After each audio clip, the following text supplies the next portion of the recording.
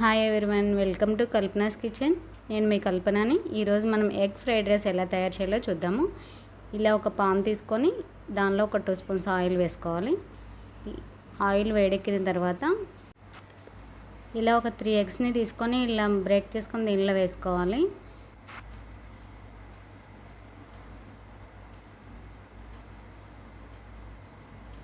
ఇప్పుడు దీన్ని మొత్తం కలిసేలాగా కలుపుకోవాలి. ఇలా కలుపుకున్న తర్వాత కొంచెం ఇది ఫ్రై అవుతూ ఉంటుంది. ఇప్పుడు దీనిలోకి సన్నగా తరిగిన ఉల్లిపాయలు, పచ్చిమిర్చి,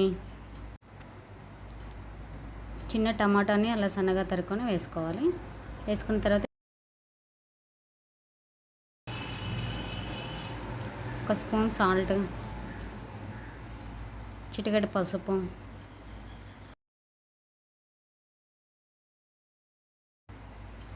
ఒక టీ స్పూన్ ధనియాల పౌడర్, కొద్దిగా మిరియాల పొడి,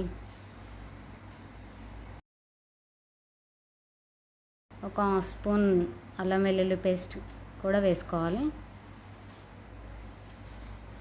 వేసుకొని ఈ విధంగా బాగా కలుపుకోవాలి.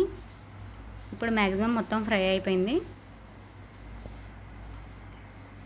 ఇప్పుడు దీనిలోకి మనం ముందుగా ఉడికించి రెడీగా పెట్టుకున్న రైస్ని దీనిలో వేసుకోవాలి.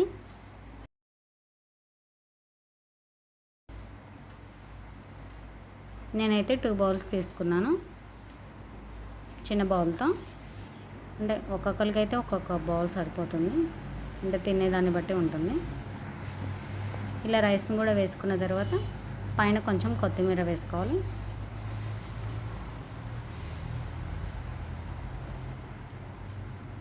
కల్పనాస్ కిచెన్ గరం మసాలా వేసుకొని బాగా కలిసేలా కలుపుకోవాలి. Tasty and yummy egg fried rice మీకు నచ్చినట్లయితే లైక్ చేసి షేర్ చేయండి. మీరు కూడా ఒకసారి ట్రై చేయండి. ఎలా ఉందో కామెంట్లో తెలియజేయండి. Thank you everyone.